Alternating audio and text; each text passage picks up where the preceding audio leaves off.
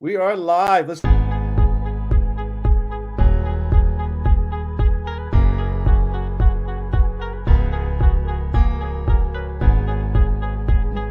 18, 17.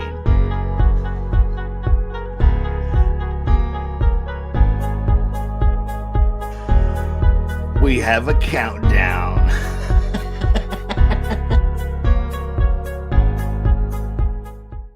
rock music here, a little rock music. You can do a lot of things with this. Yes, evidently. I didn't know it was going to do that when I hit that button, but yeah. All right, we got the rock and roll music here. Do the intro. It's good to see everybody. Hey, welcome to Real Estate Roleplay Wednesday with Uncle Claude Diamond, the great legend, the godfather of lease purchase, and the inventor of the guts sales system. And me, your co-host. Hello, everybody. Good music. That sounds like a real podcast almost. Yeah. Oh yeah, almost like a real podcast. Winnie the Pooh has just joined. Yeah, you got a little poo on your There's shirt Winnie there. The Pooh. Yes. Here we are. Hey, that's cute. Hey, Thank good, you. good. Claude bought it for me. Yes. Well, so that's good. What do we want to talk about? My name's Claude Diamond. This is this is the lovely over here, Justin Shamness. We like to talk about anything you guys want to talk about concerning real estate, marketing, sales. What's the best topping for a pizza? Anything that's important. We want to discuss in this free form. We want to be a little bit different, and I think a lot of the other there's a lot of real estate broadcasts on YouTube. Tons. Yeah.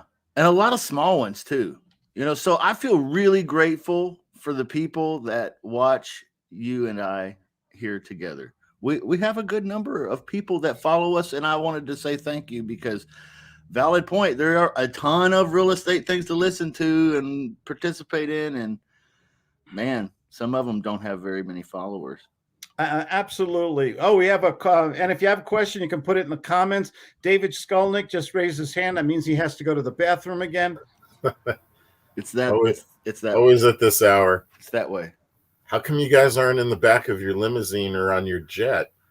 I'm going to be on my jet in 2 weeks. It's called Southwest Airlines. I loaned mine out. I thought all you gurus are in Armani suits and rolling in the back of a Rolls. No, I have a lot of good, nice suits. I don't wear them anymore. I don't have to. It's all about freedom. The beautiful thing about this, let's talk about freedom for 1 minute, Justin. The freedom of this business. To be able, I love working from home. I don't want to be in my limo. I don't want to, I'm a homebody. I love working from home. I just have to decide which home I want to use. And the thing about it is I can talk to nice people. I can use the technology. I can make a good living. I can pay my bills. I can take a vacation without asking permission. How many people here have, worked for a company? You want to take a vacation. Oh, we can't. John Definitely. And Martha have those weeks. You've got to go to Florida in July, Definitely. I was one of those guys. I love that freedom. That's what I crave. I crave the freedom more than the money. But they say time is money. Money is time. Yeah. Actually, if you can make money, if you learn how to make money, you can buy that time. You know what I mean? Otherwise, you're trading time for dollars.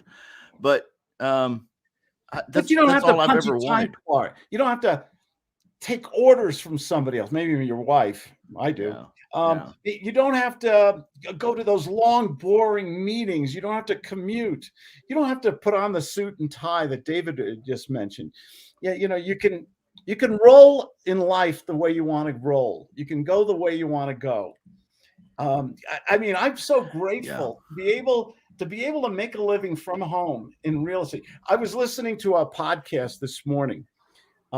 My financial advisor, who's in real estate, Ali Baglagami, he's a Denver guy. He's helped us make a lot of money financially. But I found out today he was being interviewed on a podcast that he's in real estate. He's been investing in real estate since his early 20s. That's when I started.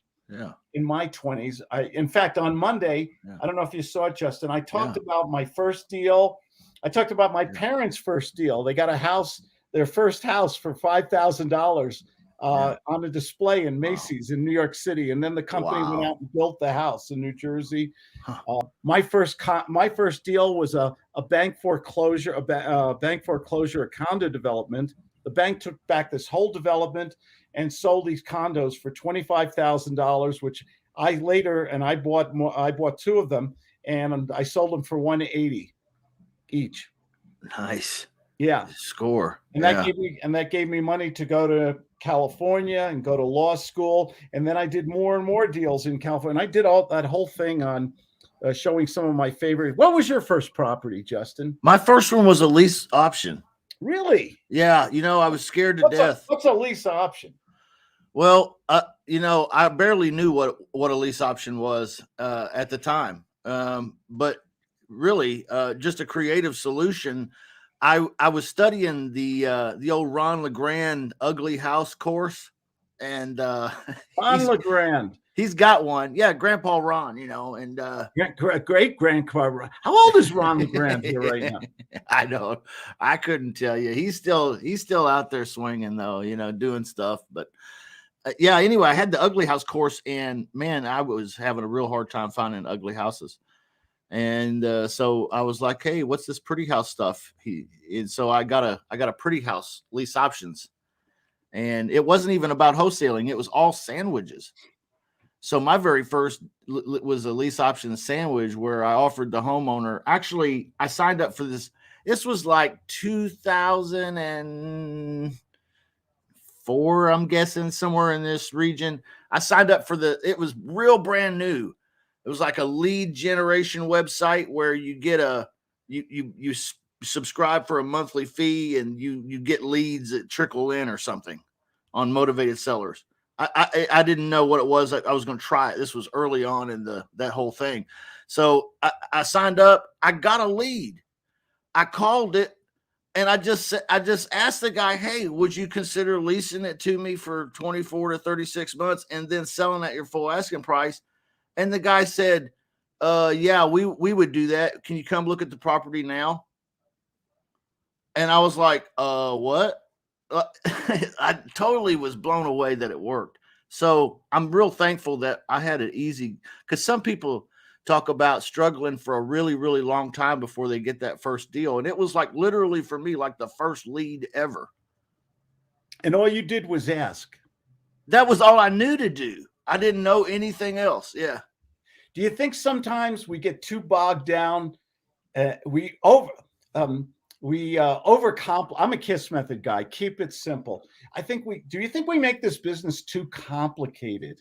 Yeah. You got to get your CRM, you got to get your VA, you got to get this and that. You got to get all this stuff, when essentially the best deals you can do is just by talking to somebody. Right. Yeah, maybe it's not beginner's luck as much as it is the beginner just goes out there and he's just dangerous enough to just do it, to ask the question, or put himself out there. Yeah. And everybody else is overthinking it and putting it off. I can tell you right now, if you and I had a phone marathon and we just went into Craigslist, into Zillow, we got a list of properties that the listing expired, and we got sales system. We called up and we didn't sound like our competition. We went on there. Ring, ring, ring, ring. Say hello. Hello. Yeah. How can I help you? You called me. Right. You called me, so I'm not sure who. You're right, sir. What's this about? My name is Claude Diamond. I have your number in front of me here. It's this isn't about real estate, is it? I have a house that I'm selling right now. Oh, and it's probably in escrow. It's sold, or it's in escrow already, right? No, not yet. Would you like to sell it today? Well, sure. Can I ask you 2-3 really quick questions? I just need a little bit more information, and I'll make you an offer. And if you can say yes, great.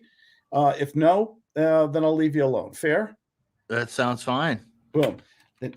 That's my What a great opener, guys. That was the Godfather right there of lease purchase, being the smoothest as silk, right? Let's do a few more of those. What an agenda. That was awesome. Yeah. An agenda is just the rule book. You're getting permission from them, first of all. You're telling them it's okay to fire you or say no. Okay. I've never met a salesperson who ever told, listen, you don't have to buy anything. I'm here to help you solve your problem. If we can do business, wonderful. If not, I don't want you to feel any pressure. Is that all right with you, Mr. Chalmers? Yes. Okay. Boom. That I'd love to meet. I think the only person who can really sell me is my wife. She's got my number. She's got me dialed in. Nobody knows how to sell me, and I'm the easiest guy in the world to sell. I am so easy. You know, are you going to tell us the secret? What's her secret? she you know, I'm taking a wild guess at it. I think I know. The other night, I said, "Hey, honey, we always talk in the morning over coffee about dinner because I eat one meal a day, and dinner is really important to me." Yeah. And I'll say, "What do you think we want for dinner tonight?" She said, "Tacos." Sold. I love tacos. With the crunch, do you like the soft? Important question. Do you like the soft shell? You know, the flour tortilla, or do you like the crunchy corn guy? I like a little mixture. I like them both, you know. And if I can have them both ways, I'll get like 2 and 2. Didn't Taco Bell once have it was a crunchy taco but a burrito inside or something? Yeah, it was like a double-decker kind of thing. Yeah.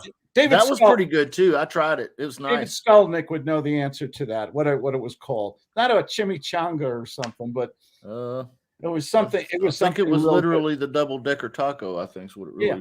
But my wife had me a taco. That's all she had. I'm sorry. Yeah, I'm guessing so. Right. Yeah. I made an offer, a ridiculous offer on my new lease. On my car I got. I literally asked for half the payments on a same or similar car that I had previously. Yeah. And they came back and they said yes, because I was trading in another car that had equity, my old lease. But the thing is, it can't hurt to I cut my payments literally from $1,100 a month to $500, less than half. Yeah. $500 a month, 0 down, very expensive car. And all I did was ask, and they said yes. Yeah. You want to hear a funny story about that, Claude? Sure. You know, I believe in the power of asking, right? Ask and it'll be given to you, right? Yeah. So one time I went through the drive-through at KFC, and it was kind of later in the night, and I pulled up to the ordering station, and the guy came on and said, "Hey, welcome to KFC. Can I take your order?" And I said, "Yeah, I don't know, man. What do you got? You got anything good that, you know, what do you think? What do you got?"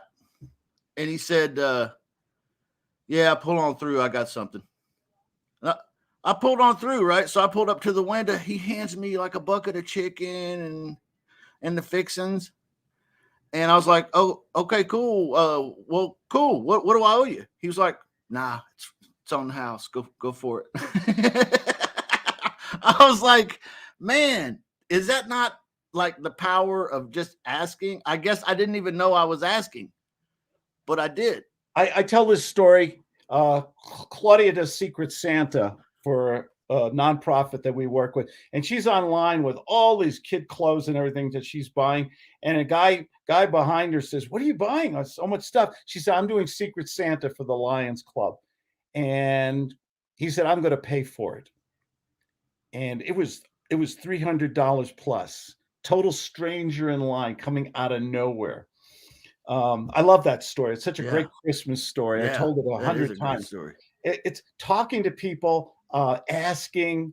Abdul Kaba, I think I said his name. "You make real estate so easy. I'm struggling." Real estate can be easy if you know how to give good phone. If you got to have your strategies.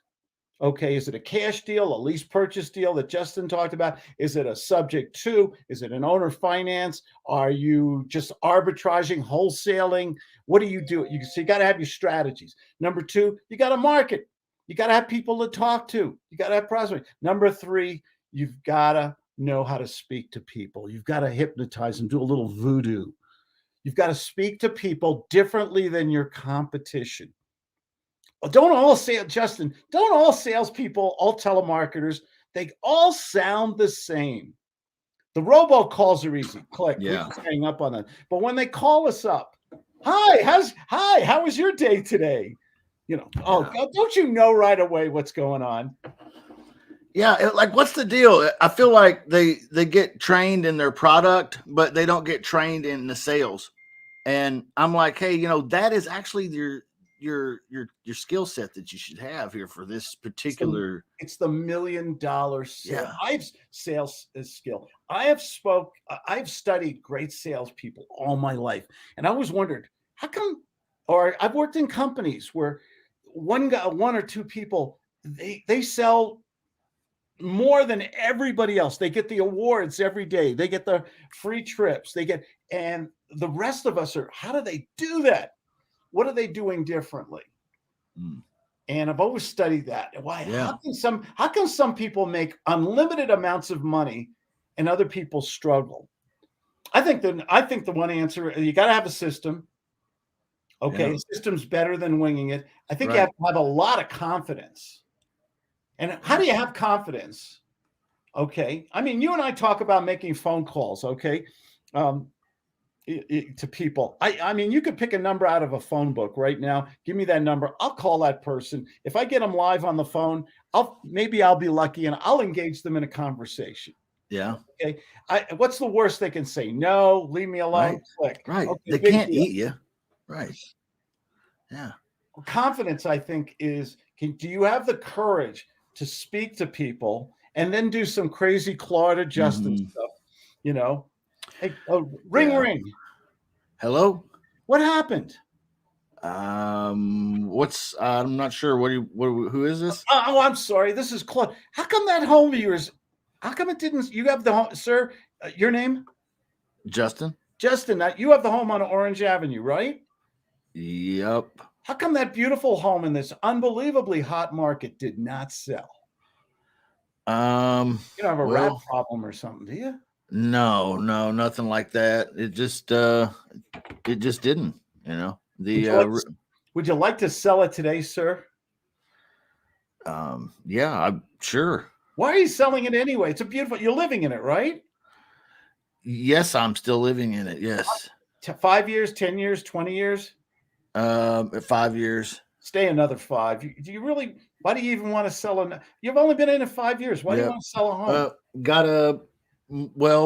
My family situation's changed, and I kind of need to move to Indiana. And, Indiana's beautiful in February. Absolutely. Yeah. Right. Right. But you don't want to sell it now, right? You wouldn't accept an offer today, would you? Yeah, I mean, if I could get an offer that I could work with, I would definitely be interested in selling today. Boom. And now you go into your agenda. Can I ask you a few questions? It's okay to fire me. Is that all right with you? And if we can I'll make you an offer. If you like it, great. If not, I'll leave you alone. I'll even send you a gift. Right. What's the gift? Do you like coffee, sir? Would you like a book on sales or real estate? Would you like a new mind map? Tell me would you like a Chuck E. Cheese Pizza Palace gift card? Do you have any Caribbean vacation packages? You can. When they give those things away, they're really funny. They never have an open date. Well, there's all kinds of fees on top of it too, right? Oh, so yeah. It's free, but it's not free. But what did we just demonstrate in that role play? What happened? That was my opener, right? Yeah. It's techniques to put the pressure on the prospect to kind of carry the load of the conversation. And you're in control because you're asking the questions, even from the very beginning. It's so much easier when you make them do all the work. When you ask the questions, when you do these interrupts, these shock and awe moments. Sir, sir, how can I help you? You called me. Sir, why am I calling you? Sir, can you, I have an idea, sir. I have a solution, sir. What are you talking about, sir? You want to sell that house? I have an idea here. Yeah. Boom. Anything that sounds different, that makes you sound familiar. Who do I know? Do I know this person? When did they call? Anything that gets you into an adult to adult dialogue rather than that tradition. Hi, how are you today? Just reaching out. I'm calling to talk to you about wholesaling real estate, lease purchasing, subject to the Ron LeGrand retirement hay wagon ride. Right. I want to talk, That's 10 grand. Yeah.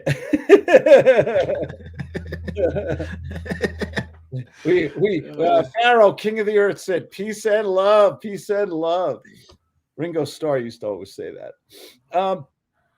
The thing about it is, speaking to people, making offers every day.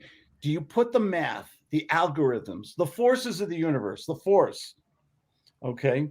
Oh God, what did I just watch? What did I just watch on Disney?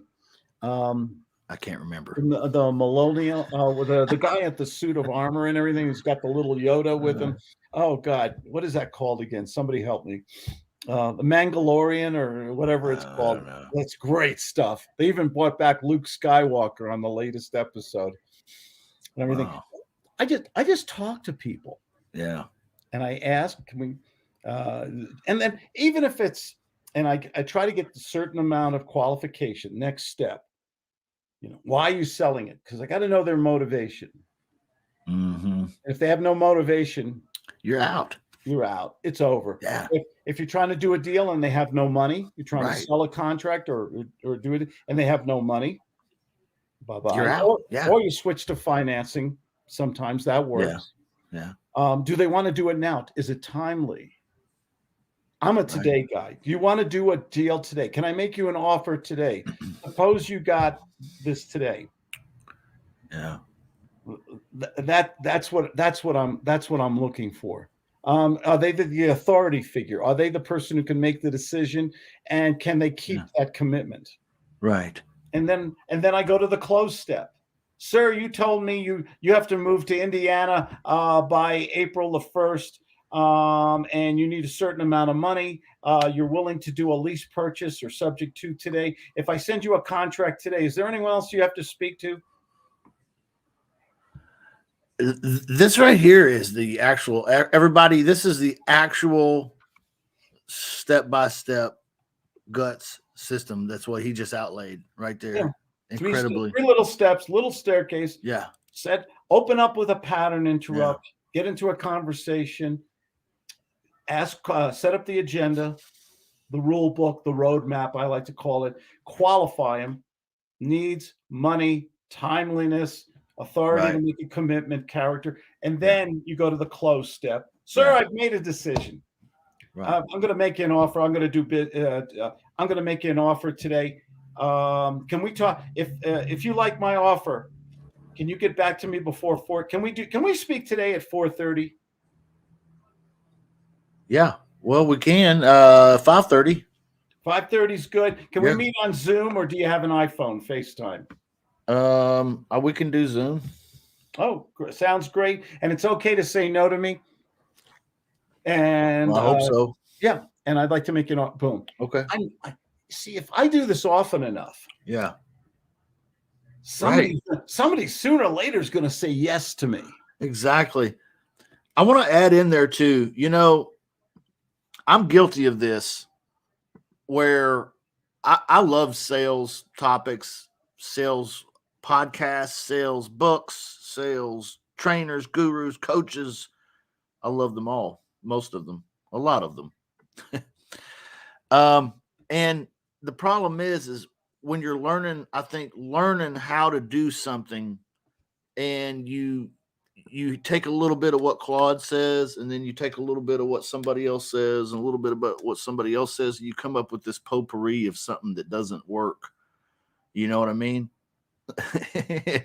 And so I just want to throw out there, there's nothing wrong with, when I got started in sales in general, it wasn't real estate, but when I got started, I had a sales trainer. They called him the Bull.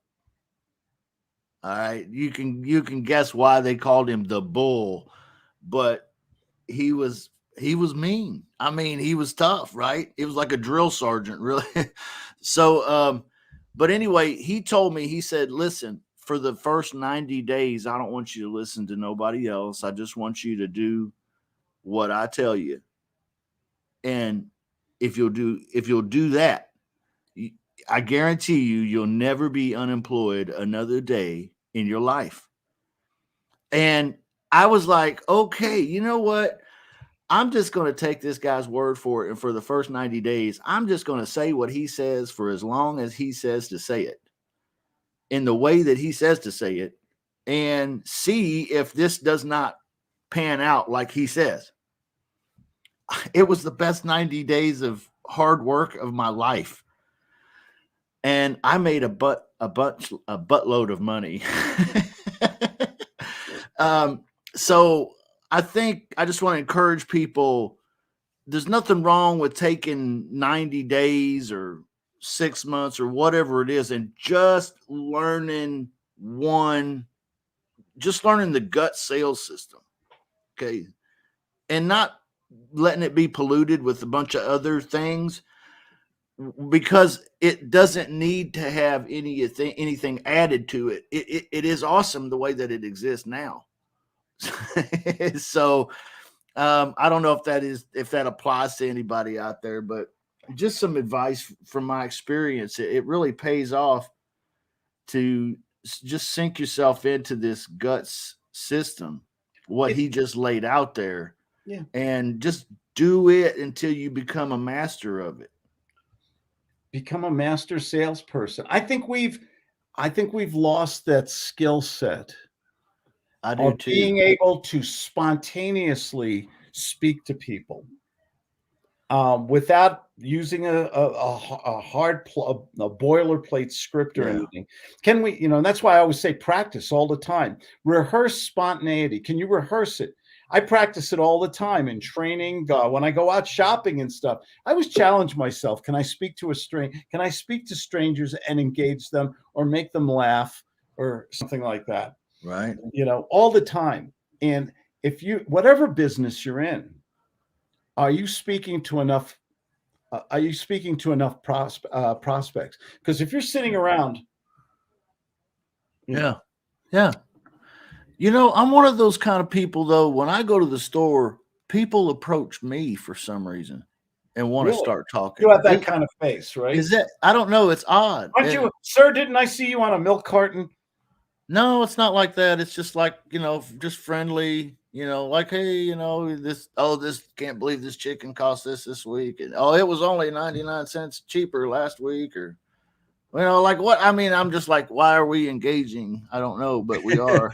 I love that engagement, though. I was at Costco a couple of weeks ago, and they have all these steaks, like 4 or 5 T-bone steaks in a package. It was like $118. They were big, beautiful, and there was a guy and his wife looking at it, and they were looking at the same steaks I was, and I said, these steaks cost more than my first car, and they started laughing. For real? And boom, we started. What's going on? Why is the meat so expensive all of a sudden? Right.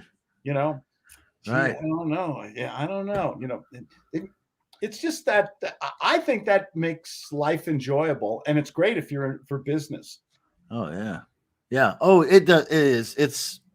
I'm honored, really, that people want to interact with me. But it's sometimes I just wonder, am I just goofy looking, or like I'm harmless, or like I think the goofy looking.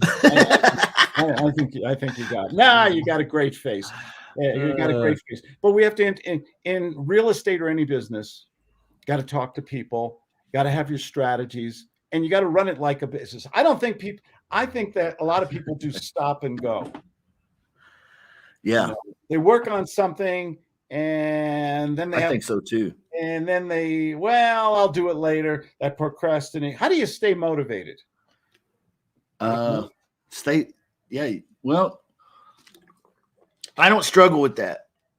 and I don't know why, but I used to struggle with being motivated enough to stay busy and all that. But I guess when you find something that works, it's like more motivating. Like when I was as a salesperson or a real estate investor, either one, it doesn't matter what I'm doing. If I'm not making money, I'm like not going to be motivated very long. If it's complicated to get to the money, like, oh my God, this is complicated to get to the money, and I gotta wait, and I gotta do this and this and this. All right, well, I gotta have it more simple, or I get unmotivated. So, but if I'm making money, I'm motivated, right? So, right? What's more fun than making money? Sex. That's number 2 or number 1. I always get them confused. Well, I don't know. Absolutely. Which one is Happy belated Valentine's Day, by the way. As long as we're talking about stuff like does anybody we have a bunch of people here. Anybody have a question or like to hop in with a role play? Yeah, that'd be great. Come on in. I see Ben, I see Dave, Jessica, Steve Zobro. Would you like to pop in here? Just bring them all up in here. Just bring them in. No choice. I'll pop in. He'll pop in. I like to pop in once in a while. Okay. Hey, we went there's Ben, there's Jessica. All our regulars are here. Look at that. John, you didn't have your Jessica, camera on. have a good Valentine's Day. Great day. You're muted. We can't hear you. Got that little thing across the microphone there. You have to undo yourself. I was unloading the dishwasher, so I didn't want to make noise. Yeah, birthday, Valentine's Day, Vegas weekend. So, woo. Yeah, gonna be fun. Absolutely. Anybody have a question? And thank you, Dave Skolnick. Happy belated birthday, Jess. Thank you. Yes. Dave Skolnick knew it was the Taco Bell's Gordito Taco. Gordito Taco. It kind of rings a bell. Yeah. Taco Bell rings a bell. And John Crook is in the building. How you doing, John? How you feeling, buddy? Yeah, I'm doing all right. Thank you. Just dealing with stuff. You didn't play first base for the Padres at one time, did you? You mean the Philadelphia? Well, he started with the Padres and then went to Philly. Okay. Yeah. No. I used to get his card all the time when I was a kid, though. Who are we talking about? What athlete? John Kruk, the baseball player. Huh. Yeah, and then he became an announcer. That's interesting. I'm not much of a sports guy though, so I don't really. Sorry, guys, I'm lost. I went skiing during the Super Bowl. I was outside skiing. It was a sunny blue sky day. I said, "Gee, I'm gonna go out there and hit some bumps," and that's what I did. That was good. Then I came home and collapsed on the futon. Skiing is exhausting. Great exercise though. Super exercise. I tried that once. I almost died. You tried it just once. I almost died. Yeah. Yeah. I would run into a tree. What area of real estate? If you had to pick a place to do real estate right now, where do you think? Where would be your favorite place to go to? If you could pick any place in the world to start doing real estate deals, where do you think is the land of opportunity? What kind of deals are we talking about, Claude? The ones that make me money in 30 days or less. Okay, so assignment deals, I'm assuming? I'll say assignment, consultation, wholesale, arbitrage, lease per. I don't care. Where's the land of opportunity right now? The Ukraine. We could get good deal. You might good be able deals to in Ukraine. Right? I haven't seen the news. Has nothing happened, right? A lot of vacant houses. If you lived in the Ukraine and you knew what was going on and you had the money and the resources, would you like leave? Yesterday. Yeah. Yeah. Well, I have a question for the group when you finish. Okay. I just want to. What do you think? I would think Florida, Arizona, Oh, a Wall Street Journal article about Florida and Arizona, what's going on there right now is Right. very exciting to me. I think there's a lot of tired landlords in California right now. I forgot who told me. Was it you, David, or Bill Tan told me they extended the moratorium on evictions until 2023? That's Is that crazy. is that is not that is interfering crazy. with the natural forces Wow. of entrepreneurship, of capitalism. You're Right. taking people who worked hard, bought a property, fixed it up, wanted to provide housing. And what does the government do? I'm not going to get political, don't worry. But what's the government do? Say, you can't evict that person. And we're going on 2 years on this stuff now. And they just extended it another year, That's another crazy. 10 months. Oh. Yeah, that's crazy. That is so. What is that going to do to investments and people wanting to build rental properties in a place where you can't evict somebody? Put them off doing it. It's going to put them off. Or Move. I changed my, when I first started, I got any property I could find, mobile homes, 1 bedrooms, little lofts, anything cheap I could find, I could afford. And you always, you dealt with people who had economic problems sometimes, but you could work it out, or you could evict them. But today I only do good homes in good neighborhoods with people who I have checked, who I've vetted.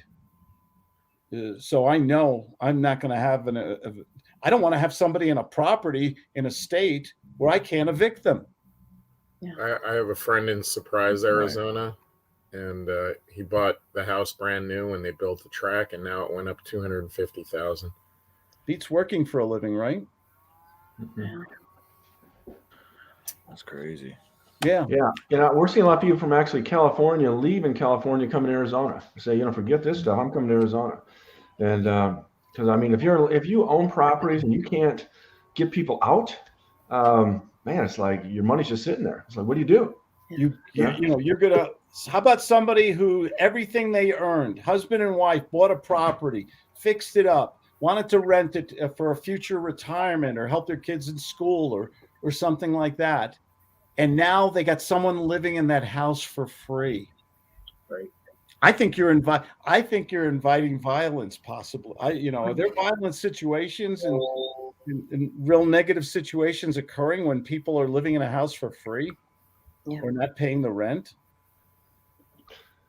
Yeah, especially with that COVID stuff. I mean, I had a situation last year where I bought a property, it was a tax lien, and there was a squatter in there.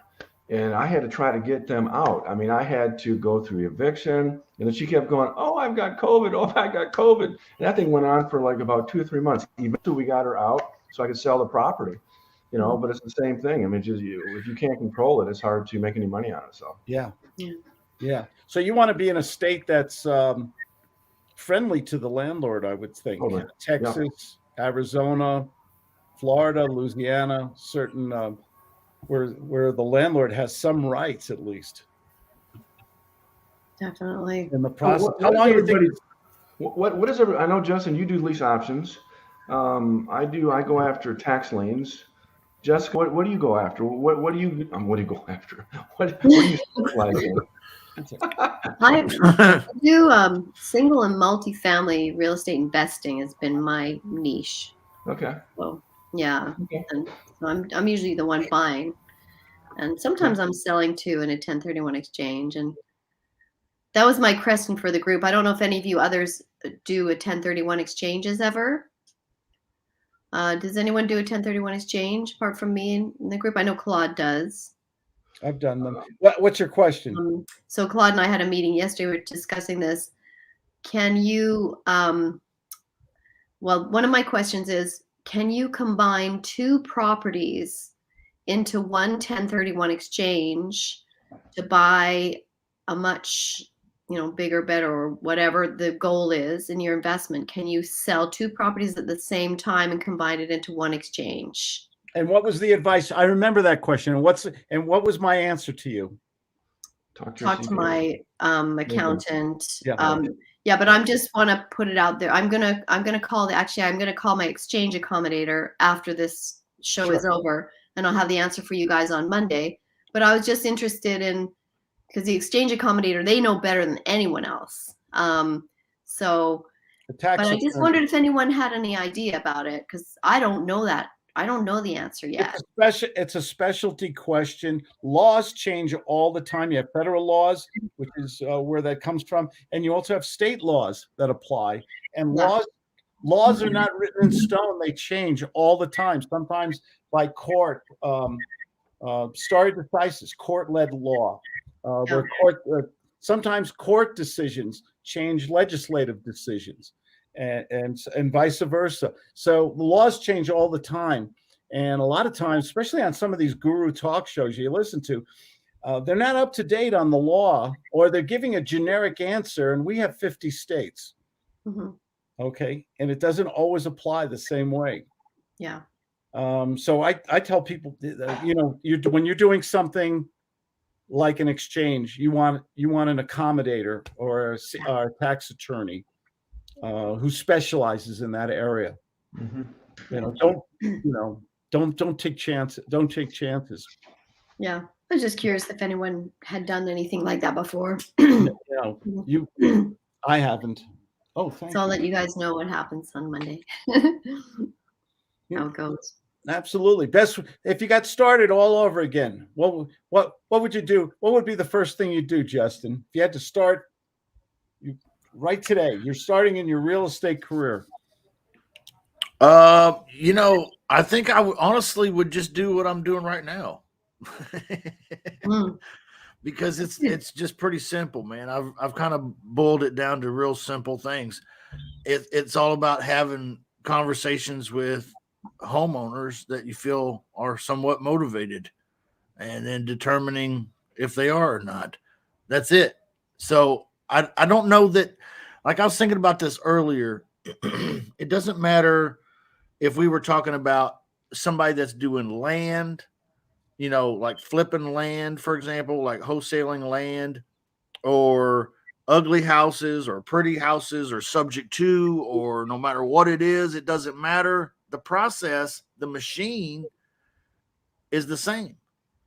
It's just different data going in the front end and a different deal type at the back end. But the rest of the machine works the same. It's find motivated homeowners, have conversations, make offers, and then there you go. That's about it, right? That's the same no matter what strategy you're in or what you're trying to do.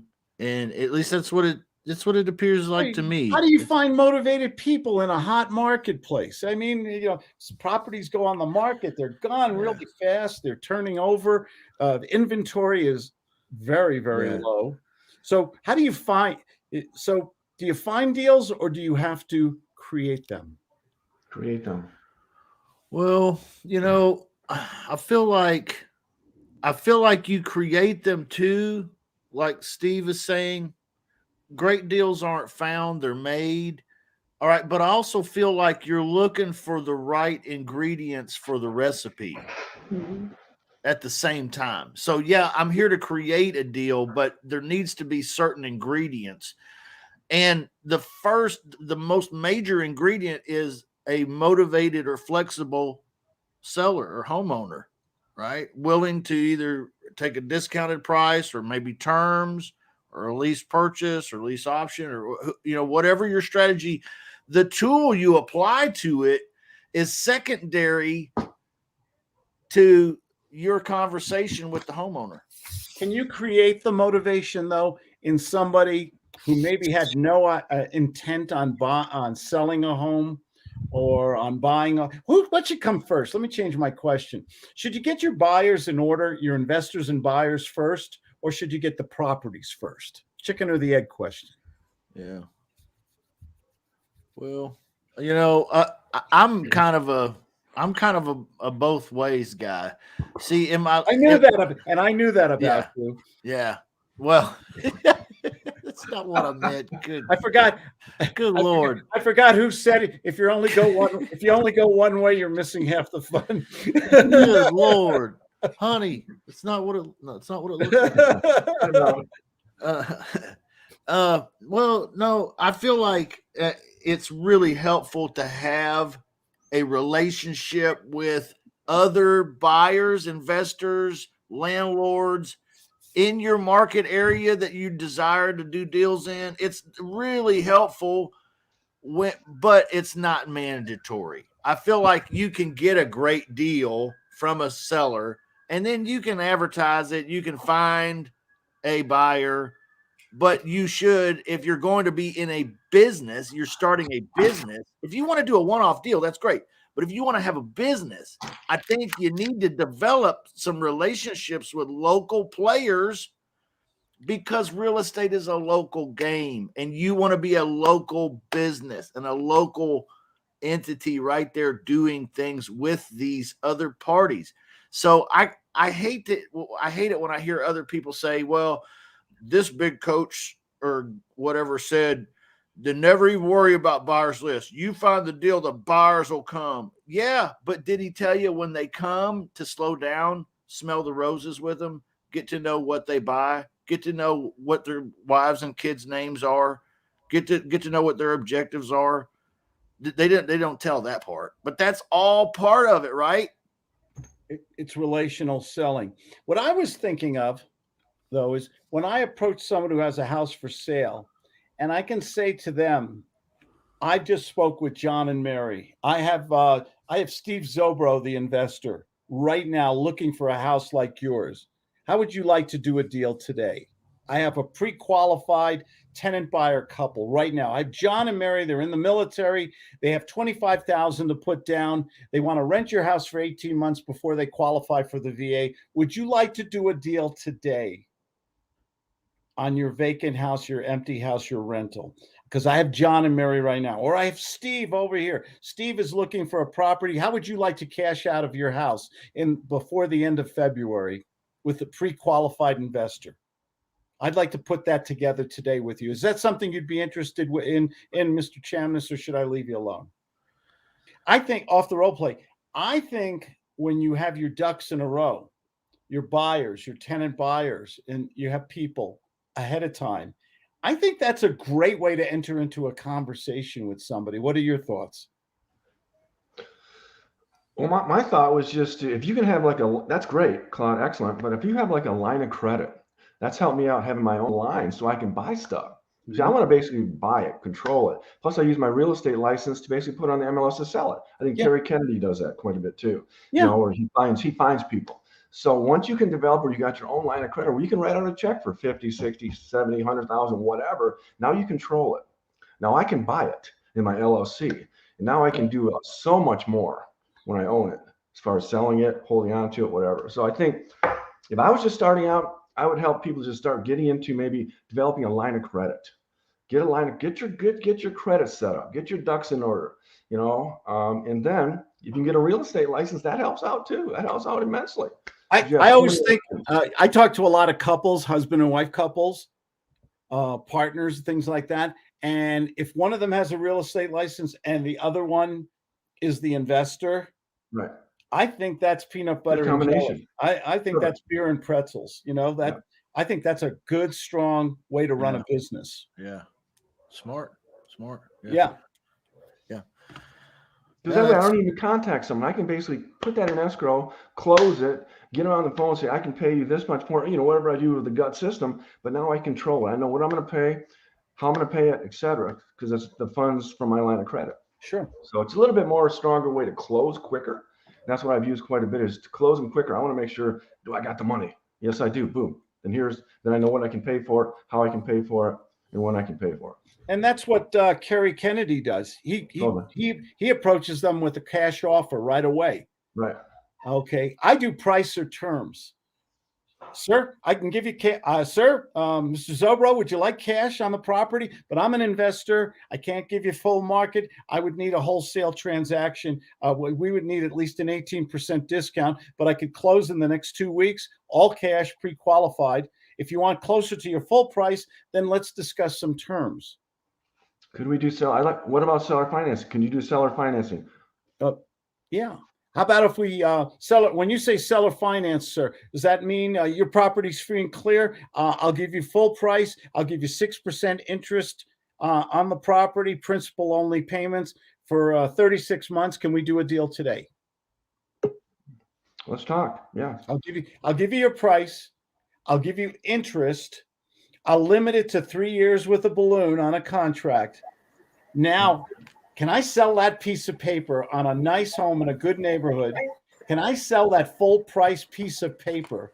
And this is why I think this technique, a lot of people think I have to always get a discount or everything else. If I get reasonable terms, and maybe I negotiate a good payment instead, I'll give you the full price or even over market price, but you have to give me better terms. You'll hold the mortgage. You'll in a $1,500 a month neighborhood, and you're making $800 a month payments, mortgage payments. Can I have your house for $1,000? Can I market that? Can I sell that to somebody else? I have something I created that's of value that I could sell to somebody else. Mm-hmm. You know, I always like those two words, price of terms. Which one would you like, sir? Or if I'm a realtor, how about, can you get the listing? Can make a lot of, some realtors are killing it I was talking with a realtor in Los Angeles the other day. This woman is making 3 to 6% on $3, $4, $5 million homes. That's not chump change. Yeah. There are some multi-millionaire realtor and brokers out there right now. How long do you think? And what do you think? Is this going to keep going? Is this market going to keep, with interest rates and inflation and everything? Do you think we're still going to see a continual increase in the real estate market? I do. I do too. But I want to say, you asked a question a while back about, are there any motivated sellers anymore with this hot market and so on and so forth? And I know you were asking kind of facetiously, but ooh, $10 word. I couldn't spell it for you. But I think I heard it on an episode of Friends one time. So, but anyway, yeah, there's actually, and my experience is even in this hot market on, like, I work Zillow a lot. So the for sale by owners on Zillow. Yeah. And there's a lot of, I know most people don't realize this, but like 10 to 20% of the houses on Zillow for sale by owners are ugly. So they're like beat up junkers. You know what I mean? And so I think a lot of times Zillow, pretty houses, full retail value, unmotivated, but that's just not the case. And there are pretty house owners on there that are also very motivated. I love Zillow. I go on Zillow almost every day. Yeah. Because I talk to people all over the U.S. and different properties and things like that, and I go right in there. Jessica and I were talking the other day about properties in Lake Tahoe. And what's that other city outside of Lake Tahoe? I forgot the name of it. Reno? Not Reno, not Truckee. Carson City. Carson City, yeah. Carson City. We were looking out there, and Zillow had lots and properties and a lot cheaper than Tahoe. And it's a great way to just immediately learn about an area. I also use Google Maps, by the way. Someone calls me up on a property.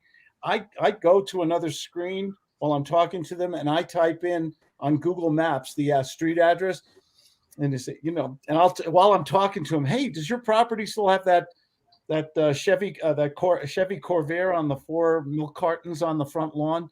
How did you know that? I'm looking at Google Maps right now. It's great to look at properties, check your comps while you're conversing with somebody. Does anyone else do that when you're on? Sure. Yeah, I use PropStream for that though a lot. It's helpful. I got a real estate called Monsoon, so I'm able to type in assessor's map and I can see what's going on in the whole area. I know if you want to buy something. But I really like, Cloud, what you talked about. Create the need. Ask those questions. Create the need. Find the need. Exasperate those needs. Have that in your questions with the people and also in your marketing. I think the key is finding a niche. Everybody's going after Zillow. Everybody's going, you got to find something in your marketplace nobody else is doing. find those little areas no one's doing and then work on those. And if you do that, I keep talking guys about tax liens, man. Property tax liens are huge. Yeah. If you can figure it out in your county how to go through those, how to figure them out, you can do very, very well. Seriously, you don't have to worry about everything else. And you can buy stuff. I'm controlling a $350,000 property for probably $10,000 right now. So because it's a property tax lien that's delinquent, so I got to foreclose on it. But there's a step that you have to go through, but it's well worth it. So property tax liens, man, go after those, man. Whatever county you're in, and learn the system. Learn how to work it through that system in that county. That's the key. Once you learn it, you start doing it. Send out letters, calling people. Like I got a bunch of people I got to call today. Behind, I'll be on the phone and start calling people, talking to them. So it's a system, but you got to do it every day. You gotta have fun with it, and just enjoy it. So I like that. I like that because again, like what he's saying is it's with this particular technique, strategy, method, he's got it broken down to a simple thing that he does. A simple thing he does, right? And those activities bring about these results, right? I'm focused on those. I stick with that. I stick with the phone calls, with the contacting people, with doing my research, and you're focused on that. You just focus on one thing and you do it really well. Yeah. You've got to pick your specialty. Right. Yeah. Do you love wholesaling? Do you love lease purchasing? Do you like tax sales? Right. Probates, everything. Landlording. Oh my God. Slumlording. That's a good question. Do you think it is good to specialize in certain areas, which I do primarily investing in 1031 exchange, or do you think it is good to maybe I should start doing some tax liens and things like that? I think it's up to the individual. It's subjective. I like to have a lot of tools on my belt. I'll go to somebody. I can do a cash offer, but I need a discount. I need is that your best price? I'll negotiate the best price I can. Okay. And there's, you can, depending on the motivation of the person, for cash and a quick close, you can get a deal with instant equity. Sometimes you can get sweat equity. You get a property where it needs new carpeting or a little drywall or painting and some simple things to bring up that equity really fast. In other cases, you want to leverage a deal. Okay, controlling a property by getting the right terms on the property. There's so many strategies. I'm comfortable with a couple different strategies. Well, okay, you don't want to do a lease purchase. You own the property free and clear. Would you like to make 6% on your equity on your property for the next 60 months? Would you like me to take over subject to your existing mortgage? I'll take over your payments for 36 months on the property. We will do a sale at the end of 36 months or sooner. We'll put a new mortgage on it. That's leverage. Can I control a nice property with a little bit of money or with a technique or strategy? Justin, go ahead. No, I was just saying, absolutely. That's kind of what got me all interested in it in the first place, was because I didn't have any money at all, and it was like control a property. And then the phrase was the rich don't own anything. They control everything. And I'm like, ooh, I was like, oh, that's deep. I got to meditate this on the tree of woe. And then when I did, I was like, I got to get me some of this real estate with no money down. That kind of got me going in it. And Robert Allen, remember that book, Nothing Down? Yeah, exactly. Okay. Yeah. Can you do nothing down deals today? You have to find that motivated person, someone who's in a certain situation. Have you read his latest book? Nothing Left? Nothing Left. Yeah. I haven't read it. Is it good, y'all? That's the big joke at all the real estate clubs. Oh. Okay. The thing about it, it's a great business, but it's a sales-centric business. It is a true business. It is not get rich quick. It is get wealthy slowly. You've got to have your strategies. What's the difference between have rich a marketing and wealthy, plan. Claude? What's that? What's the difference between rich and wealthy? You just said it's not a get rich quick, but it is It's a get not. wealthy. Wealthy. What's the difference between rich and wealthy? Can you tell me? Wealthy is when you go to bed and you don't have to think about paying the electric bill. Yeah, I like that. I like that. Anybody nice. here ever worry about money or have money on your mind or argue with a spouse or a significant other about money? You know, number one cause of divorce other than marriage is money. Okay. You know, it overwhelms us. It takes over our lives. We think about it day and night. Is there ever enough? And so when you get to that wonderful, peaceful place where you don't have to think about money all the time. Yeah, but you never get too comfortable. You know, Never get too comfortable because it's forever changing. We always have to adapt to survive. Yeah. Did you read the Wall Street Journal on Monday? Elon, I posted it in our Skype group. Elon Musk gave away what, $12 billion. He gave away he donated stock, Tesla stock. Wow. Okay. Here's a guy who's got to give away billions. He's going to lose it anyway in taxes. Yeah. So he'll give it away. Yeah. I mean, is he that's rich. Yeah. What a problem. Yeah. Yep. Well, real estate friends, we've been going for a little over an hour. Right. We ought to kick off for the day. We gotta go eat. We gotta go work. We gotta go play. We gotta work out. What do we gotta do? We gotta do a bunch of stuff, right? So thanks for being here today. Yeah. Yeah. What are you talking about? Absolutely. Yeah, definitely make phone calls. Definitely. Justin, if they want to, if people want to find out more about Justin, they can go to shutupmoney.com. They can go to claudediamond.com. Call me. I answer my own phone. I have free stuff on my webpage. Justin, I'll give you the last word and we'll say goodbye. Last word. Goodbye. See y'all later. See you next week. Take care, everybody. Guys. Stay safe out there. All right. You guys. It's always fun hanging out with you. That was clever, Justin.